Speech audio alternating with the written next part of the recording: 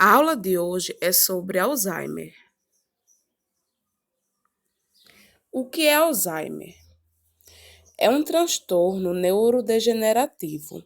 Quando a gente fala em neurodegenerativo, é porque ocorre a destruição progressiva e irreversível de neurônios, que os neurônios, né, são as células que são responsáveis pelas funções do sistema nervoso.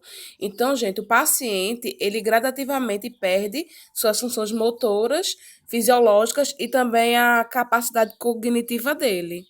Então, é um progressivo e fatal, né, processo que se manifesta por essa deterioração cognitiva da memória. Há também o comprometimento progressivo das atividades de vida diária, que foi até uma aula que eu dei, vocês lembram, não é isso?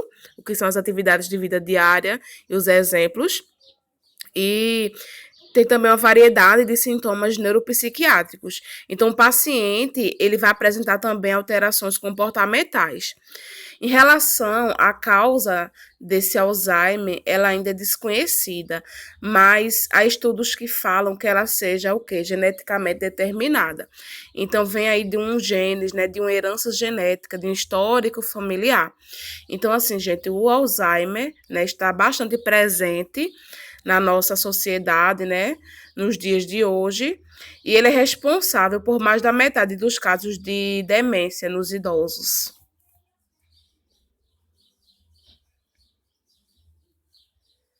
Nessas imagens, vocês podem observar a diferença entre um cérebro normal, né, as suas estruturas, e um cérebro de uma pessoa com Alzheimer.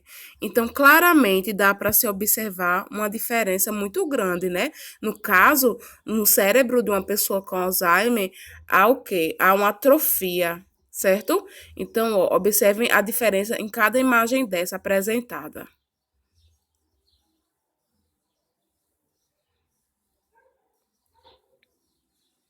E quais as fases da doença de Alzheimer? Então, gente, para iniciar, essa doença, gente, ela evolui o quê? Para vários estágios, né? De forma lenta e inexorável. O que seria uma coisa inexorável? É quando a severidade dessa coisa, ela não pode ser amenizada, certo? Então, a sobrevida média das pessoas, né, que têm Alzheimer é de 8 a 10 anos. Então, eu estou falando a média. Não quer dizer que uma pessoa só viva, né, esse tempo. Pode ser para mais e pode ser para menos, mas a média que os estudos relatam é de 8 a 10 anos, certo? E o quadro clínico, ele costuma ser dividido, né, em quatro estágios. Vai ter literatura que vai dividir em três, né? Estágio inicial, estágio intermediário e estágio avançado. Mas a literatura também que coloca um quarto estágio também, certo? Que seria o estágio terminal. Vamos ver agora cada um desses estágios. Aqui temos, né, o estágio um, que é a forma inicial. Então, gente, nesse estágio inicial, né, é um estágio que raramente se é percebido.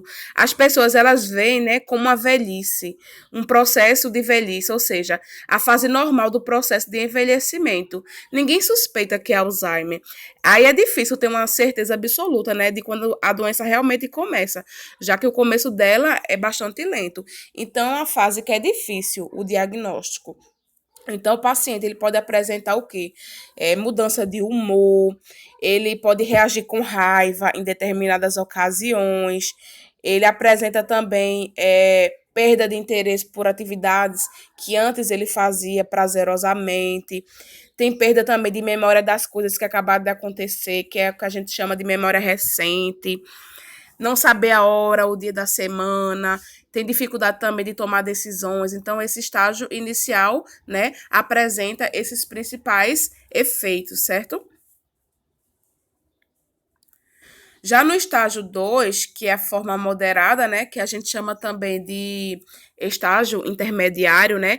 Aí como a doença ela vai progredir, aí as limitações ficam mais claras e mais graves. Aí a pessoa vai ter dificuldade com a vida no dia a dia. Então, a gente observa que está piorando, não é isso?